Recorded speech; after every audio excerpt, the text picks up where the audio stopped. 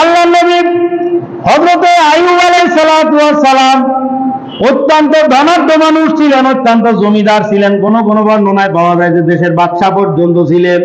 ইবলিস শয়তান অভিশপ্ত ইবলিস আল্লাহ পাক রব্বুল আলামিনকে বলতেছে, রব্বে কারীম তুমি কি জানো আইয়ুব তোমার এত বেশি পরিমাণে ইবাদত বন্দেগী কেন করে? আইয়ুব এত বেশি পরিমাণে ইবাদত বন্দেগী করে তার কারণ হলো আইয়ুবের কোনো কিছুর অভাব নাই, যার কারণে আইয়ুব ইবাদত বন্দেগী করে। ও আইয়ুব নামাজ কালাম পড়বে না, ওর কোন জিনিসের অভাব আছে না? আল্লাহ পাক বলতেছে তাই যে আইয়ুবের অভাব নেই বলে আইয়ুব ইবাদত বন্দেগী করে, আমার ভালো বান্দা হয়ে থাকে কি কোনো কিছু নাই এর জন্য, মানে কোনো কিছুর অভাব নেই এর জন্য? তাহলে দেখ কি দরকার, তার সম্পদ নষ্ট করে দেয়, যেটা অটোমেটিক আইয়ুব ঠান্ডা হয়ে যাবে, আর পশ্চিম দিক ফিরবে না। কি মনে করেন আইয়ুব আলাইহিস সালাম আমার আপনার মতো ইমানদার? সবাই কথা কয় না আমার আপনার মতো ইমানদার, আমাদের থেকে সামান্য একটু বেশি ইমানদার। কি কোনো তুলনা নাই, তুলনা করাটাই বোঝামি যে আমি আপনি সামান্য একজন আর আইয়ুব একজন নবী। হযরত আইয়ুব আলাইহিস সালাতু ওয়াস সালামের পরের দিন সকালবেলায় যত লোকের কাছে জমি বাজি দেওয়া আছে, জায়গির দেওয়া আছে, সমস্ত লোকজন এসে বলতেছে যে হুজুর কি বলবো, গত রাত্রে কোনো আগুন না, বৃষ্টি না, শিলাবৃষ্টি না, কোনো কিছু না, অটোমেটিক সমস্ত ফসল একদম পরিষ্কার, জমিনের মধ্যে কিচ্ছু নাই, একটা দানা ধান গম কিছু অবশিষ্ট নেই। আইয়ুব আলাইহিস সালাতু ওয়াস সালাম বলতেছে আলহামদুলিল্লাহ, এর মধ্যে আল্লাহ পাকের কোনো কল্যাণ আছে, যাও বাদ দাও। একশনের গেল সমস্ত সম্পদ শেষ হয়ে। একটু পরে এসে রাখালেরা বলতেছে যে হুজুর কি বলবো, হঠাৎ করে সমস্ত মানে যে পশুগুলো আপনার ছিল সমস্ত পশুগুলা চলে গেছে, সব দৌড়িয়ে দিক সেদিক চলে গেছে, মনে হয় বাঘে ভাল্লুকে খাইয়ে গেছে, ও আর কিছু অবশিষ্ট নাই। মানে পর্যাপ্ত পরিমাণে পশু সম্পদ হযরত আইয়ুব আলাইহিস সালাতু ওয়াস সালামের ছিল, সেগুলো সব শেষ হয়ে গেছে। দুঃসংবাদ কিন্তু একের পর এক আসতেছে, না কিচ্ছু নাই। যাক আলহামদুলিল্লাহ, এর মধ্যে আল্লাহ পাকের কোনো না কোনো কল্যাণ আছে। ইবলিস শয়তান, শয়তান তো শয়তানই। শয়তান বলতেছে ওর তাতে কি হয়েছে, স্ত্রী আছে 4টা, 6টা ছেলে, ও 6টা ছেলে ইনকাম করলে তো আইয়ুবের আর কোনো কিছু লাগতেছে না। আল্লাহ কয় 6টা ছেলের কারণে তোমার সমস্যা হবে, ও 6টা ছেলে আছে সেই ভরসায় আমার ইবাদত করে, তাই ছাড়া কি? ও ছেলেগুলো না থাকুক, অটোমেটিক আইয়ুব দেখবা যে বিমুখ হয়ে গেছে। পরের দিন সকালবেলা দেখে যে সব বিছানা সব ঠিকঠাক আছে, কিন্তু 6 ছেলে কেউ বিছানায় নেই, কোথায় চলে গেছে আল্লাহ জানে, একটা ছেলেও সাথে নেই। ও শয়তান, তাতে কি হয়েছে, আইয়ুবের স্ত্রী তো 4টা, 4টা স্ত্রীর কারণে সে ইবাদত করে, কয়রা 3টা স্ত্রী চলে গেছে, তুই চলে গেছে একদম, আর মাত্র একজন রহিমা, এক স্ত্রী, একজন বেঁচে আছে। আর কেউ শয়তান এবার বলতেছে তারপরেও কথা আছে, শরীর সুস্থ থাকা এটার থেকে বড় নিয়ামত আর কিছু হইতে পারে না। আপনারা কি মনে করেন? শারীরিক সুস্থতা, শরীর আমার সুস্থ, আমার কোনো রোগ নাই, এর থেকে বড় নিয়ামত আর কোনোটাই হইতে পারে না। ইবলিস শয়তান বলতেছে মালিক আইয়ুব আলাইহিস সালামের শরীরটা সুস্থ আছে, যার কারণে ও ইবাদত বন্দেগী করতেছে।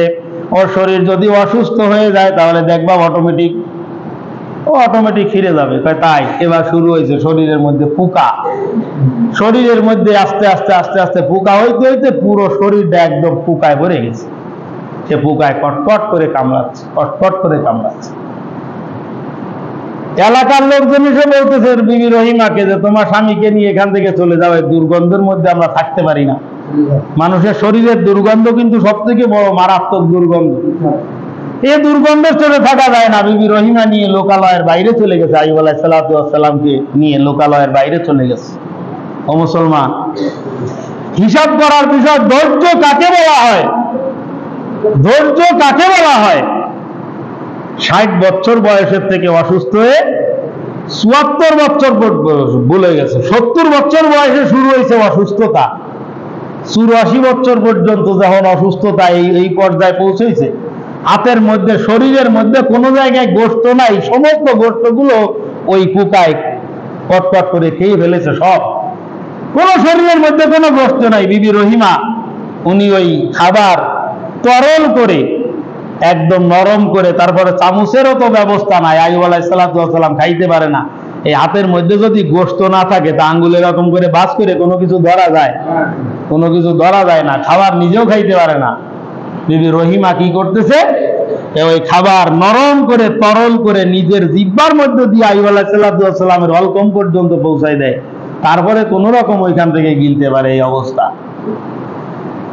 আল্লাহ নবী হযরতে আইয়ুব আলাইহিস সালামের স্ত্রী রহিমা আলাইহিস সালাম স্বামীকে বলতেছে, স্বামী আপনি তো আল্লাহর নবী, আল্লাহ পাক রব্বুল আলামিন সাময়িক একটা মুসিবত আপনার উপরে দিয়েছেন, আপনি তো আল্লাহ পাকের নবী, একবার দোয়া করলেই তো যথেষ্ট হয়ে যায়। আল্লাহর নবী হযরতে আইয়ুব আলাইহিস সালাম বলতেছে, রহিমা খেদমত করতে করতে মনে হয় তুমি ক্লান্ত হয়ে গেছো, আমার এলাকার লোকে আমাকে পরিত্যাগ করেছে, আমার কলিজার টুকরা সন্তানেরা আমাকে পরিত্যাগ করেছে, আমার প্রিয়তমা তিনটা স্ত্রী তারাও আমাকে পরিত্যাগ করেছে, আমার এলাকায় থাকার আমার কোনো পরিবেশ নাই, দুর্গন্ধের কারণে এলাকার লোকজন টিকতে পারে না, তারা আমাকে লোকালয় থেকে বাইর করে দিয়েছে, শুধুমাত্র তুমি আমার সঙ্গে আসো। আমার খেদমত করতে করতে মনে হয় তুমি ক্লান্ত হয়ে গেছো, তুমি যদি ক্লান্ত হয়ে গিয়ে থাকো তাহলে তুমিও চলে যেতে পারো রহিমা, আমার কোনো দুঃখ নাই। আল্লাহ পাক রব্বুল আলামিনের দরবারে যদি আমি দোয়া করি যে মালিক তুমি আমাকে সুস্থ করে দাও, আল্লাহ পাক যদি আমাকে জিজ্ঞাসা করে না 70 বছর পর্যন্ত তোমার সুস্থতা ছিল, 70 বছর পর্যন্ত সুস্থ সুন্দর জীবন আমি আল্লাহ পাক তোমাকে দান করেছিলাম, 70 বছর পরে মাত্র 14 বছর হয়েছে তুমি অসুস্থ, এখনই তুমি অভিযোগ করতেছো, কি চিন্তা করতেছেন? 70 বছর সুস্থ ছিলে তুমি, হঠাৎ এখন একটু অসুস্থ হয়েছে 14 বছর, সে অসুস্থ হয়ে তুমি এখন অভিযোগ করতেছো যে আমার কষ্ট হয়। আল্লাহ পাক যদি এই কথা বলে, এই জন্য আমি দোয়া করতে পারবো না, তার যতদিন মনে চায় তিনি নিজ কুদরতে আমাকে যেদিন সুস্থতা দান করবেন সেদিন আমি সুস্থ হব। আর তুমি যদি মনে করো তোমার সমস্যা আছে তাহলে তুমি চলে যাও। স্ত্রী রহিমা বলতেছে, আসলে আমি অভিযোগ করতেছি না, খেদমত করতে করতে আমি ক্লান্ত হয়ে গেছি, বিষয়টা এমন না, আমার সমস্যা হয়েছে আপনার মুখের মধ্যে যখন আমার জিহ্বা ঢুকাই দিছি, জিহ্বা ঢুকাই দেওয়ার পরে 2টা পোকা আমার জিহ্বায় কামড় দিছে, তা কামড় দেওয়ার পরে আমার গলার উপরের অংশ এখনো পর্যন্ত ঝিমঝিম করতেছে, আর সেই কষ্ট আপনি 24টা ঘন্টা বরদাস্ত করতেছেন কিভাবে? আমি সেই কষ্টের কারণে বলতেছি যে আপনি আল্লাহর দরবারে এবার দোয়া করেন, আল্লাহ পাকের দরবারে এবার দোয়া করেন যে অন্তত আল্লাহ পাক আপনাকে সুস্থতা দান করুন। হযরত আইয়ুব আলাইহিস সালাম বলতেন, না দোয়া করা যাবে। এমনও আছে কিতাবের মধ্যে লেখে যে হযরত আইয়ুব আলাইহিস সালামের শরীরের থেকে পোকা যদি কোনোটা নিচে পড়ে যেত, উনি সযত্নে সেই পোকাটা তুলে আবার শরীরে বসাই দিতেন, যে আল্লাহ পাক তোদের রিজিক রেখেছে আমার শরীরের মধ্যে, আল্লাহ পাকের দেওয়া শরীর, আল্লাহর মাখলুক এখান থেকে খাচ্ছে। তো এইভাবে খাইতে খাইতে 14 বছরের পরে আরো 4 বছর, মোট 18 বছর পর্যন্ত যখন রোগের বয়স, 18 বছর রোগের বয়স, ওই সময়টায় হযরত আইয়ুব আলাইহিস সালামের জিহ্বার মধ্যে একটা পোকায় কামড় দিয়েছে, জিহ্বার নাড়ানো যাচ্ছে না। সেই সময় আইয়ুব আলাইহিস সালাম অভিযোগ করতেছেন, মালিক রে, এতদিন পর্যন্ত তোমার জিকির আজকার করি, তোমার স্মরণ করি, তোমার নামগুলো জপি, তখন আমার মনের মধ্যে আলাদা একটা প্রশান্তি, আমার এই রোগের ব্যথা বেদনা দুঃখ কষ্ট সবকিছু আমার শেষ হয়ে যায়, তোমাকে স্মরণ করি, আমি তোমার ইবাদত করতে পারতেছি, এই জন্য আমার আর কোনো সমস্যা নাই। কিন্তু মালিক, আজ আমার জিহ্বাটাও অকেজ হয়ে যাচ্ছে যে আমি তোমাকে ডাকতে পারতেছি না, এটা কিন্তু আমি মেনে নিতে পারবো না, এটা কিন্তু মেনে নেওয়া যাবে না যে তোমাকে আমি ডাকতে পারবো না, এরকমটা হইতে পারবে না, এটা হইলে আমি বাঁচতে পারবো না। আল্লাহর নবী হযরত আইয়ুব আলাইহিস সালাম 18 বছর পরে দোয়া করতেছেন, রব্বি ইন্নী মাসানি আদ-দুররু আনতা আরহামুর রাহিমিন, ও আসমানের মালিক, এতদিন পর্যন্ত পর্যাপ্ত পরিমাণে কষ্ট আমি সহ্য করেছি, আমার কোনো অভিযোগ নাই, কিন্তু তোমার নাম জপতে পারবো না, এই রকম অবস্থা যদি তৈরি হয় তাহলে কিন্তু আমি সহ্য করতে পারবো না। হযরতে রহিমা আলাইহিস সালাম মানুষের ঘরে গিয়ে কাজ করে সেখান থেকে খাবারের বন্দোবস্ত করে স্বামীকে রেখে দিয়ে হযরতে রহিমা আলাইহিস সালাম চলে গেছেন পরের বাড়িতে কাজ করার জন্য। হযরতে আইয়ুব আলাইহিস সালাম বসা, হযরতে আইয়ুব আলাইহিস সালাম বসা, জিবরাইল আলাইহিস সালাম চলে আসছেন যে আসেন আমার সঙ্গে। আল্লাহর ফেরেশতা হযরতে জিবরাইল রূহুল কুদুস ঝর্ণার পানি দিয়ে গোসল করাই দিয়েছে হযরতে আইয়ুব আলাইহিস সালামকে।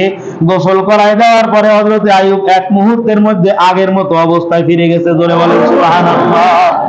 আইয়ুব আলাইহিস সালাম গোসল করে সুন্দর কাপড় চোপড় পরা বসা, হযরতে রহিমা আলাইহিস সালাম এসে খোঁজ করতেছে স্বামী কোথায়। স্বামী কোথায়? আর যেহেতু অবস্থা পরিবর্তন, পর্দা করে দিয়ে তারপরে জিজ্ঞাসা করতেছে যে এখানে একজন অসুস্থ লোক ছিল, সে অসুস্থ লোকটা কোথায় চলে গেছে, নাকি মানুষটাকে নিয়ে আবার দূরে কোন জায়গায় ফেলে দিয়ে আসছে, আপনি কি জানেন? হযরত আইয়ুব আলাইহিস সালাম বলতেছে, তো রহিমা আমি, তুমি আমাকে খুঁজতেছো? হযরত রহিম আলাইহিস সালাম সিজদায় পড়ে গেলেন, আল্লাহ পাকের শুকরিয়া যে মালিক, কোটি কোটি শুকরিয়া তোমার দরবারে যে তুমি আমার স্বামীকে আবার পূর্বের অবস্থায় ফিরে দিয়েছো, আগের অবস্থায় ফিরিয়ে দিছো। ও মুসলমান, আল্লাহ পাক রব্বুল আলামিন ওয়াদা করেছেন এটা, ওয়ালানাবলুওয়ান্নাকুম বিশাইইন মিনাল খাউফি ওয়াল জুই, বিভিন্ন রকমের ভয় ভীতি তোমার উপরে আসতে পারে, দিনের উপরে থাকার কারণে বিভিন্ন রকমের ভয় ভীতির সম্মুখীন তুমি হবা। ওয়াল জুই, হালাল ইনকাম কম হবে, যার কারণে তোমার ক্ষুধার্তও থাকা লাগতে পারে। হারামের থেকে যদি বাঁচতে চাও তাহলে হালাল ইনকাম কিন্তু অনেক কম হয়ে থাকে সাধারণত। হারামের তুলনায় হালালের মধ্যে বরকত একটু কম।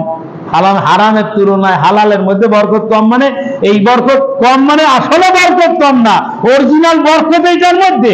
আমি বাহ্যিক বরকতের কথা বলতেছি, সুদ খেয়ে তাড়াতাড়ি ভুলে ভেবে মোটা হয়ে যাওয়া যায়, কিন্তু হালাল পন্থা উপার্জন করে অনেক পয়সার মালিক হওয়া একটু কঠিন না? কি কর? একটু কঠিন না, যথেষ্ট পরিমাণে কঠিন। অভাব চলে আসতে পারে, ব্যবসার মধ্যে ক্ষতিগ্রস্ত হয়ে যেতে পারে।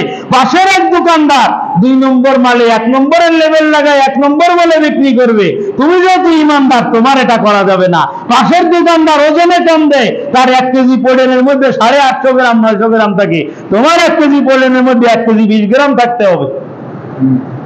বুঝাইতে পারি না এই জিনিসটা? এক জায়গায় একটা ভিডিও দেখছিলাম, খুব মজার এক ভিডিও। ফল কিনতেছে একজন, তাকে ফলওয়ালা ফল প্যাকেটের মধ্যে তুলে ডিজিটাল স্কেলের উপরে রেখে দিচ্ছে। দেওয়ার পরে কম হয়ে গেছে, কম হয়ে যাওয়ার পরে নিচের থেকে 2-3টা ফল তুলে ওই প্যাকেটের মধ্যে না দিয়ে পাশে ওই পাল্লার উপরে রেখে দিচ্ছে। পাশের ওই পাল্লার উপরে রেখে দিয়ে ওজন অ্যাকুরেট করে, যে ডিজিটাল যে স্কেল গুলা, এ তো ক্রেতা আর বিক্রেতা দুইজনের জন্য 2টা ডিসপ্লে থাকে না, 2 পাশে 2 সাইডে 2টা ডিসপ্লে থাকে, দুজনে দেখতে পারবে। এখন ও ফল যেগুলো 2-3টা যেগুলো পরে তুলেছে ওইগুলো তো মানে প্যাকেটের বাইরে রয়েছে, যখন ওরা মেপে অ্যাকুরেট করে যখন দিচ্ছে ওই 3টা আমার দিয়ে নিচে নামায় রাখছে, ওই 3টা নিচে নামায় রাখছে। 3টা আপেল বা 3টা মালটা এরকম করে চুরি করার দ্বারা এতে কতদূর পর্যন্ত আগানো যায়। যদি এমন একটা মুসিবত আল্লাহ পাক ফেলাই দিল যে ফিজি বার্ডেন সমস্ত হাসপাতাল মেরে আসার পরে 3 লাখ খরচ হয়ে গেছে, পারে না?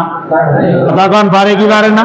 তাইলে 5টা টাকা 10টা টাকা 20টা 100-200 টাকার জন্য এই আকামের পিছনে গিয়ে যদি এদিকে 3-4 লাখ টাকা খসে যায়, তাহলে লাভ হলো কোনটা? আপনি কোন জায়গায় লাভবান হইলেন? কোন জায়গায় লাভবান হইলেন? এতে তো লাভবান হইতে পারলেন না। আর অ্যাকুরেট ওজনে যদি না হয়, ওজনের মধ্যে যদি কম বেশ করে, মুহাম্মদ রাসূলুল্লাহ বলেছেন যেই জাতি ওজনে কম দিবে আল্লাহ পাক রব্বুল আলামিন দুর্ভিক্ষর আযাবের দ্বারায় তাদেরকে পাকড়াও করবে। দুর্ভিক্ষর আযাবের দ্বারায় পাকড়াও হয়ে যাবা, দুর্ভিক্ষর আযাবে গ্রেফতার হয়ে যাবা। খবরদার, সাবধান সাবধান। দাড়ি, ওই যে দানের যে দাড়ি মাপে, ওই যে দান আছে না 5 কেজি করে যে দান মাপে, এখনো তো ওইখানেও ডিজিটাল হয়ে গেছে। তারপরে যে সময় কাটি ছিল, হ্যাঁ 35 এইটা খালি হাতের এইটা খালি নড়ে, দেখেন নাই এই মাপ কোনোদিন?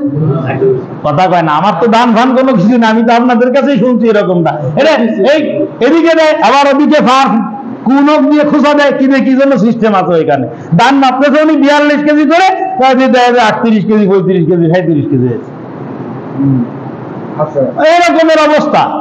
এরকম করে ঠেলে দেওয়ার মধ্যেও নাকি আবার কোন শয়তানি আছে। তাহলে এত বুদ্ধিমত্তা, এত কিছু করার দ্বারা ফায়দাটা কি?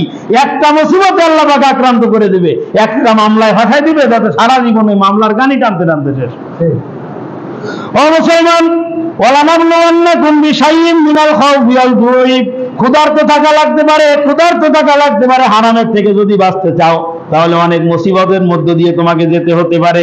ওয়ানাকসিম মিনাল আমওয়াল, তাই দেখা যাচ্ছে যে হালাল ব্যবসার মধ্যে ধস নেমে গেছে, এরকম হইতে পারে। ওয়াল আনফুসি, এবং নিজের জীবনটা হুমকির মুখে চলে আসছে। ওয়াস সামারাত, এবং ক্ষেতের ফসলাদিগুলো নষ্ট হয়ে গেছে, এরকমটাও হইতে পারে। এই সমস্ত বিষয়গুলো দিয়ে আমি আল্লাহ পাক রব্বুল আলামিন তোমাদেরকে পরীক্ষা করব।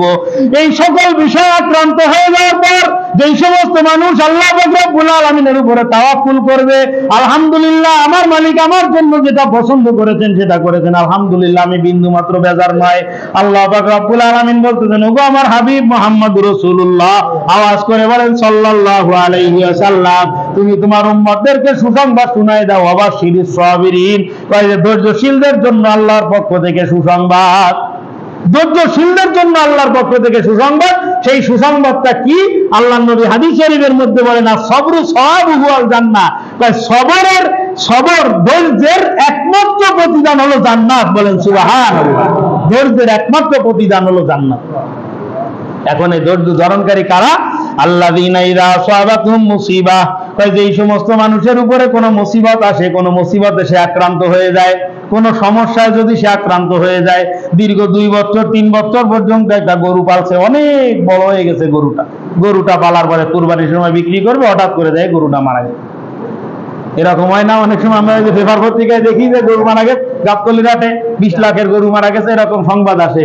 তো এত বড় একটা মুসিবত, এই যে আমি আপনার কাছে জিজ্ঞাসা করি বাজান, এই যে গরুটা মারা গেল, এটা যদি ধৈর্য না ধরে বিকল্প কোনো অপশন কি আছে এখানে?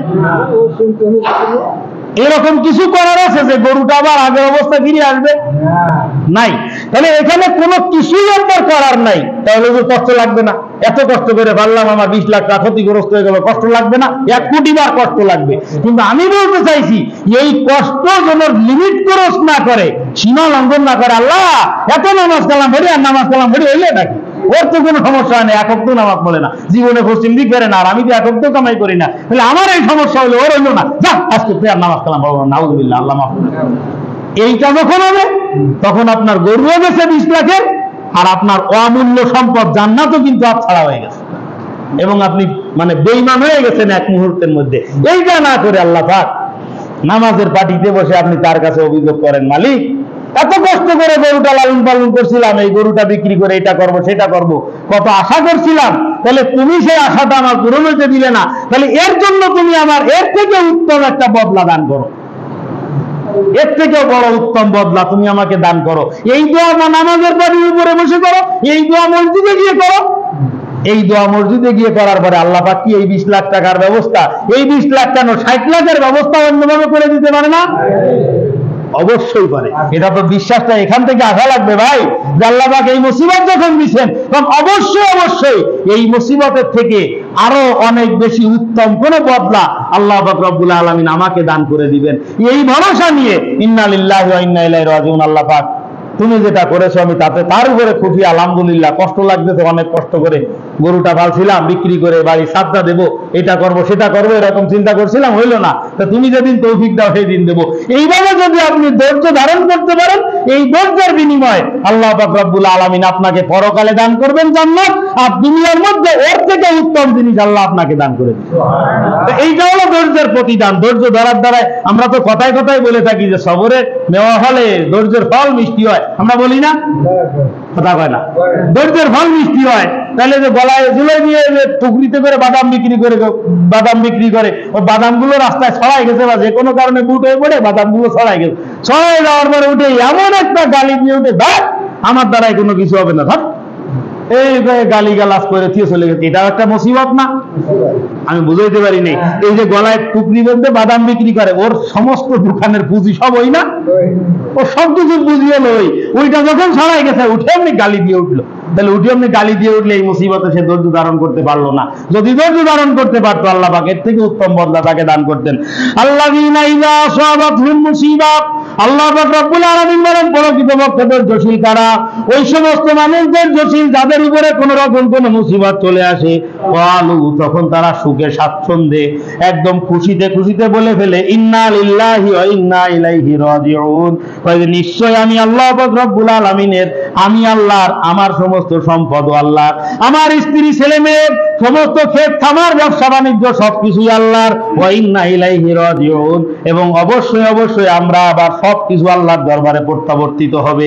এইরকম যখন ইন্না লিল্লাহি ওয়া ইন্না ইলাইহি রাজিউন এটা যখন বলে নেয়, আরশে আজিমের মালিক আল্লাহ পাক রব্বুল আলামিনের দরবারে তার এই মুসিবতের জন্য একটা উত্তম বদলা বরাদ্দ হয়ে যায়।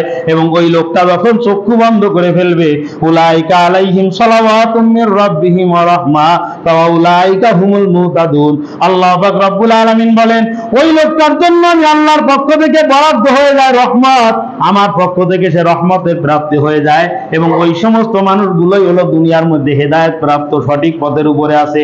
এই লোকটার চক্ষু বন্ধ হইতে দেরি হবে, কিন্তু আরশে আজিমের মালিকের জান্নাতে প্রবেশ করতে দেরি হবে না। বলেন সুবহানাল্লাহ।